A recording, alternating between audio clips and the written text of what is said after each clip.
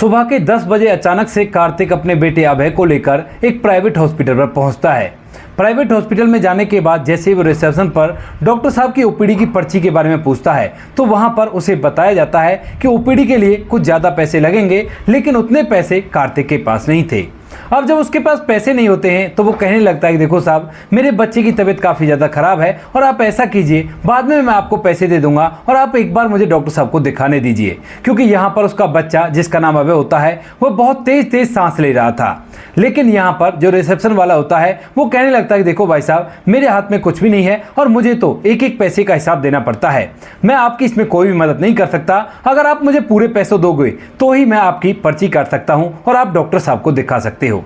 इस बात को देखकर यहाँ पर जो कार्तिक होता है उसकी आंखों में आंसू आ जाते हैं और इसके बाद वह वहां पर आने जाने वाले लोगों से मदद की गुहार लगाने लगता है कि उसे 200 रुपये की जरूरत है और 200 रुपये कोई भी उसे दे दे और बाद में वह उन पैसों को लौटा देगा। जब काफ़ी देर तक वह लोगों से मदद मांगता है और कोई भी उसकी मदद नहीं करता है तो इसके बाद कार्तिक की आंखों में आंसू आ जाते हैं, क्योंकि उसके बच्चे की सांसें और भी ज़्यादा तेज तेज चल रही थी। बच्चा एकदम से बेहाल था। तो इसी वजह से जो कार्तिक होता है वह कुछ ऐसा करता है जो शायद एक माता पिता ही अपने बच्चे के लिए कर सकता है। यहाँ पर कार्तिक उस हॉस्पिटल से बाहर निकलता है और बाहर जाने के बाद फुटपाथ पर बैठ जाता है, लोगों से मदद की गुहार लगाने लगता है और अपना हाथ फैलाने लगता है। यानी कि कार्तिक अपने बच्चे के लिए लोगों से भीख मांगने लगता है। उसकी आंखों में आंसू है, लेकिन जैसे वो अपने बच्चे की तरफ देखा करता तो और भी जोर जोर से आवाज लगाया करता कि भैया मुझे मदद की जरूरत है, थोड़ी सी मदद कर दीजिए, मेरा बच्चा बहुत ज्यादा बीमार है। अब यहाँ पर कुछ लोग तो उसे देखकर समझने लगते हैं कि शायद बच्चे का बहाना लेकर ऐसे भीख मांग रहा है और उसे बातें सुनाते हुए वहां से चले जाते हैं। और कुछ लोग 1-2 रुपए देते भी हैं, लेकिन 1-2 रुपए से उसका काम नहीं चलने वाला था, क्योंकि उसे 200 रुपए चाहिए थे और इसमें काफी देर लगने वाली है। जैसे जैसे टाइम निकल रहा है वैसे वैसे वह काफी ज्यादा घबरा रहा है और लोगों से मदद की उम्मीद से उनकी तरफ देख रहा है। लेकिन तभी उस हॉस्पिटल के सामने एक बहुत बड़ी कार आकर रुकती है और उससे एक डॉक्टर महिला उतरती है। जो डॉक्टर महिला इसी हॉस्पिटल में काम किया करती है और उसका नाम है सुमन। अब जैसे ही सुमन यहाँ पर उतरती है तो वहां पर जो कार्तिक होता है वह अपने बच्चे के साथ भीख मांग रहा था और सुमन की नजर कार्तिक पर पड़ जाती है। अब पहले तो वो उसकी तरफ देखकर आगे बढ़ती रहती है, लेकिन अचानक से उसके दिमाग में कुछ ऐसा होता है तो उसके बाद उसके कदम एकदम से ठहर जाते हैं और वह उसे देखकर एकदम से पहचान जाती है। लेकिन जब उसे भीख मांगता हुआ देखती है तो पूरी तरह से हैरान होती है और सोचने लगती है कि इसके पास तो काफी अच्छा खासा रुपया पैसा था, फिर आज ये भीख क्यों मांग रहा है यहाँ पर बैठकर, और कौन है, क्या सच में ये इसका बच्चा है या फिर भीख मांगने का एक नया तरीका है। ये बातें कहीं ना कहीं उसे हैरान कर रही थी, परेशान कर रही थी। और इसके बाद यहाँ पर जो सुमन होती है वो एकदम से उसके पास जाती है और जाकर उस बच्चे की नब्ज को पकड़ लेती है, क्योंकि वह एक डॉक्टर थी और वह बच्चे को पकड़ने के बाद बता सकती है कि सच में ये बच्चा बीमार है या फिर ये वैसे ही ड्रामा कर रहा है। अब जैसे वो बच्चे की नब्ज को देखती है तो उसे महसूस हो जाता है कि सच में बच्चा काफी ज्यादा बीमार है। और इसके बाद यहाँ पर जो सुमन होती है वह कार्तिक से कहने लगती है कि बच्चा तो काफी ज्यादा बीमार है, फौरन के फौरन इसे अंदर ले चलो। अब कार्तिक जो अभी तक रो रहा था अपने बच्चे की मदद के लिए, जैसे यहाँ पर वह डॉक्टर साहिबा का चेहरा देखता है तो एकदम से पूरी तरह से हैरान हो जाता है और वह भी उसे पहचान जाता है। दरअसल यहाँ पर कार्तिक और सुमन किसी दिन एक दूसरे के जीवन साथी थे और एक दूसरे के सुख दुख को बांटा करते थे, लेकिन इनके बीच में कुछ ऐसा हो गया जिसके बाद ये दोनों एक दूसरे से अलग हो गए। यानी कि यहाँ पर जो सुमन थी वह कार्तिक की तलाकशुदा पत्नी थी। इसके बाद यहाँ पर जो कार्तिक होता है वह सुमन की तरफ हाथ जोड़ने लगता है, लेकिन तभी जो सुमन होती है वो कहती है कि देखो बच्चे की तबीयत काफी ज्यादा खराब है और फौरन से इसे मेरे साथ ले चलो। यहाँ पर सुमन इमरजेंसी वाले वार्ड बॉय को बुलाती है और उस बच्चे को सीधा हॉस्पिटल की इमरजेंसी में ले जाती है। लेकिन जैसे उस बच्चे को एडमिट किया गया था तो तभी यहाँ पर वही रिसेप्शन वाला दोबारा से आ जाता है और कहने लगता है कि भाई साहब इसके पैसे लगेंगे और आपको इतने रुपए तो जमा ही करने होंगे। अब इस बात को सुनते जो कार्तिक होता है वह एकदम से निशब्द रह जाता है और कहता है कि भाई साहब मैं पैसे बाद में दे दूंगा, अभी मेरे पास पैसे नहीं है और जो कुछ पैसे उनको आप ले लो। कार्तिक ने अपने वो भीख के पैसे मिलाकर और साथ में जो उसके पास पैसे थे वो सारे पैसे काउंटर पर रख दिए थे। लेकिन तभी यहाँ पर जो सुमन होती है वो कहने लगती है कि कोई बात नहीं, ये मेरा पेशेंट है और इसका बिल सारा के सारा मैं भरूंगी और तुम्हें पैसे लेने की कोई भी जरूरत नहीं है। यहाँ पर जो रिसेप्शन वाला होता है वो एकदम से पीछे बैठ जाता है और जो सुमन होती है वो आनंद फानंद में इमरजेंसी वार्ड में जाती है और उस बच्चे का खुद से ट्रीटमेंट करने लगती है। यहाँ पर सुमन को पता चलता है कि इस बच्चे को अस्थमा है और अस्थमा की वजह से ही ये तेज तेज सांस ले रहा है। हालत काफी ज्यादा गंभीर हो गई थी और उसके बाद यहाँ पर जो सुमन होती है उसका जबरदस्त ट्रीटमेंट चालू करती है और बाहर बैठकर कार्तिक ये राह देखता रहता है कि कब उसका बच्चा पूरी तरह से ठीक होगा और डॉक्टर साहब बाहर आकर बोलेंगे कि अब आपका बेटा पूरी तरह से स्वस्थ है। इन बातों को सोच सोचकर वह बाहर ही खड़ा हुआ था, दीवार से लगा हुआ, क्योंकि बच्चे की जान पर बन आई थी और फिर उसके बाद वो करे भी तो क्या करे। लेकिन तभी उसके दिमाग में वो ख्याल आने लगते हैं जब वह सुमन के साथ अपने घर को बसा रहा था और उस समय वो लोग बड़ी खुशियों के साथ जीवन व्यतीत किया करते थे। लेकिन सुमन ने एक वैसी बात कह दी जिस बात की वजह से यहाँ पर कार्तिक ने सुमन को तलाक दे दिया। और जब बाद में सुमन और कार्तिक का तलाक हो गया था तो उसके बाद कार्तिक को महसूस हो गया था कि उसने बहुत ही गलत किया है। दरअसल सुमन शादी से पहले ही पढ़ने के लिए तय करके आई थी और कार्तिक के पास अच्छा खासा रुपया पैसा था। लेकिन सुमन जब आने के बाद अपने मेडिकल का एग्जाम देने के लिए जाना चाहती है तो उसी समय जो कार्तिक होता है वो उसे साफ साफ मना कर देता है। कहता है कि देखो सुमन, हमारे पास ढेर सारा रुपया पैसा है और तुम्हें कमाने की जरूरत नहीं है, क्योंकि अगर तुम कमाओगी तो लोग क्या कहेंगे कि देखो पत्नी की कमाई खा रहा है, और ये तो बहुत ही गलत है। लेकिन यहाँ पर जो सुमन थी उसने पहले अपने पिता से कहा था कि पिताजी मैं पढ़ाई करूंगी, और सुमन के पिता ने भी कार्तिक से बोल दिया था। अब उस टाइम पर तो कार्तिक ने हामी भर ली थी, लेकिन अब वह बिल्कुल भी अपनी पत्नी को आगे की पढ़ाई नहीं करने देना चाहता, क्योंकि कार्तिक जिन लोगों के साथ बैठा करता है वो लोग उससे ऐसी ही बातें बताया करते हैं कि अगर पत्नी कमाया करती है तो लोग यही कहा करते हैं कि पत्नी की कमाई खा रहा है, और बिल्कुल भी पत्नी अगर काम करने लगे तो उसे काम करने नहीं देना है ताकि वो कभी भी सर चढ़कर ना बोल सके। ऐसी कुछ सोच कार्तिक की उस टाइम पर हो गई थी और इसी के चलते वह अपनी पत्नी से मना करता है और पत्नी जो होती है वह बार बार जाने की जिद करती है। इसके बदलते ही उन दोनों में विवाद होता है और विवाद कुछ इतना बढ़ जाता है कि दोनों का तलाक हो जाता है। तलाक के बाद सुमन अपने घर रहने लगती है और कार्तिक अपने घर रहने लगता है। लेकिन जैसे ही वह अपने घर रहने लगता है तो उसी दौरान उसे महसूस होता है कि उसने सुमन के साथ बहुत गलत कर दिया है। अपने झूठे अहंकार के चलते उसने अपना घर उजाड़ लिया है, क्योंकि सुमन और कार्तिक के बीच में बहुत ही गहरा प्यार था। कार्तिक के पास रुपए पैसों की कमी नहीं थी और सुमन जो थी वो बहुत ही अच्छी लड़की थी। इसके बाद फिर वो सोचने लगता है कि अब पछताए होत क्या जब चिड़िया चुग गई खेत। लेकिन तभी अचानक से उसे आवाज आती है सुमन की, और वो कहती है कि अब तुम्हारे बच्चे की हालत में थोड़ा सा सुधार है और तुम आराम से रह सकते हो, कोई भी बात नहीं है। लेकिन तुम ऐसा करो, केबिन में आ जाओ, मुझे तुमसे वहां पर कुछ बात करनी है। अब इस बात को सुनकर यहाँ पर जो कार्तिक होता है वह अपनी यादों के घेरे से बाहर निकलता है और उसके बाद सुमन के पीछे पीछे उसके कैबिन में चला जाता है। वहां पर जाने के बाद जैसे कैबिन के अंदर सुमन और कार्तिक अकेले होते हैं तो यहाँ पर एक अजीब सा सन्नाटा होता है। ना तो कार्तिक सुमन से कुछ कह पाता है और ना ही सुमन कुछ कार्तिक से कह पाती है।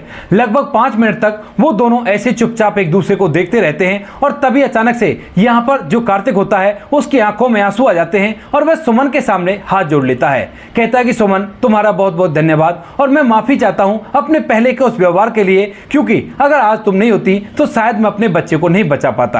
तभी यहाँ पर जो सुमन होती है वो उसे कहती है कि कोई बात नहीं, ये बातें तो चलती रहती है, लेकिन तुम ये बताओ कि बच्चे के इलाज के लिए तुम्हें इस तरह से पैसों की जरूरत पड़ गई कि तुम भीख भी मांगने लगे। कहाँ गया वो सारा रुपया पैसा जिस पैसे का कभी तुम्हें इतना घमंड था कि तुम मुझे पढ़ाई भी नहीं करने दे रहे थे। इस बात को सुनकर यहाँ पर जो कार्तिक होता है वो मायूस होता है और मायूस होने के बाद कहने लगता है कि सुमन, वो पैसा सारा के सारा मेरा बर्बाद हो गया, क्योंकि जब तुम मेरे घर से चली गई थी तो उसके बाद मुझे महसूस तो हो गया था कि मैंने जो कुछ भी किया वो बहुत गलत किया है, लेकिन उसके बाद मैंने सोचा कि अब पछताए होत क्या जब चिड़िया चुग गए खेत, और ऐसा सोचकर उसी घर के अंदर रहने लगा। धीरे धीरे समय बीतता है और समय के साथ साथ मुझे तुम्हारी बार बार याद आती है। अब तुम्हारी यादों को भुलाने के चक्कर में मैं एक मीरा नाम की लड़की से दूसरी शादी कर लेता हूँ और सोचता हूँ कि इसके साथ मेरी जिंदगी आराम से व्यतीत होगी। और उससे मैंने पहले ही बोल दिया था कि तुम्हें कहीं बाहर नहीं जाना है, ना तो पढ़ने के लिए ना ही नौकरी करने के लिए, और तुम्हें बस केवल घर देखना होगा। तो यहाँ पर वह इन सभी शर्तों पर खरी उतरती है और घर के अंदर आराम से रहने लगती है। लेकिन उसके बाद जब हमारी जिंदगी में थोड़ी सी खुशियां आती हैं और मैं सोचता हूं कि अब जीवन आराम से व्यतीत हो जाएगा, उसी दौरान मेरी पत्नी को कैंसर हो जाता है। और जब यहाँ पर हमारा बेटा 2 साल का था उसी दौरान मेरी पत्नी मीरा इस दुनिया को छोड़कर चली जाती है। अब वो तो इस दुनिया को छोड़कर चली गई थी, लेकिन उसके इलाज के चक्कर में मेरी सारी प्रॉपर्टी तबाह हो गई थी और मेरे पास कुछ भी नहीं बचा था।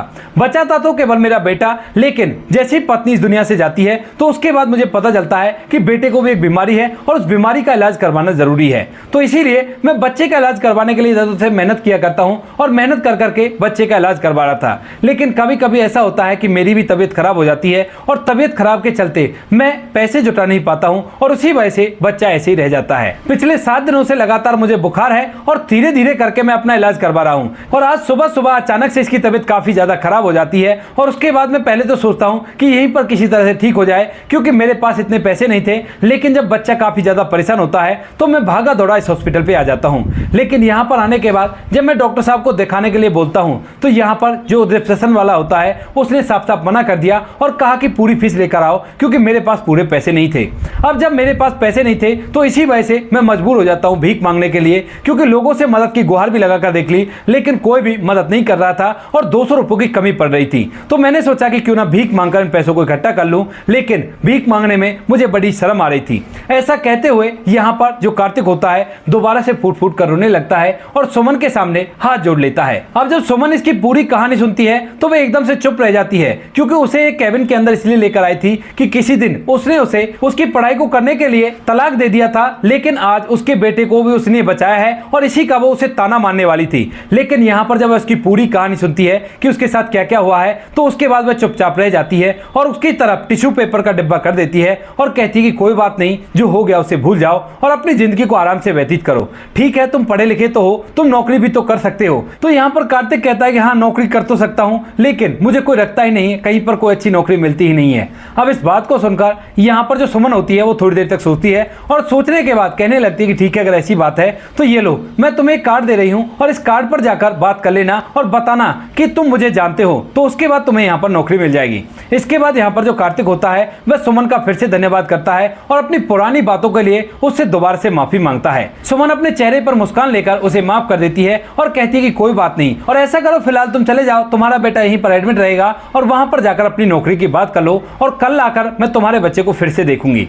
ऐसा कहकर सुमन उसे वहां से जाने के लिए कह देती है और यहाँ पर कार्तिक भी उस जगह पर चला जाता है जहाँ के लिए उसने उससे बोला है। वहां पर जाकर वह उस बात को कर लेता है और वह व्यक्ति उसे नौकरी पर रखने के लिए भी तैयार हो जाता है। अब कार्तिक बड़ा ही खुश होता है कि उसे सुमन की वजह से नौकरी भी मिल गई और शायद उसके बच्चे की भी अब तबीयत ठीक हो जाएगी जब सुमन उसका इलाज करेगी। ऐसा सोचकर वह दोबारा से हॉस्पिटल आ जाता है और अपने बच्चे का ध्यान रखने लगता है। लेकिन रात के समय फिर से अचानक से अभय की तबीयत खराब होने लगती है और जब उसकी तबीयत खराब होती है तो वह नर्स को बुलाता है और नर्स भी एकदम से भागी दौड़ी आती है।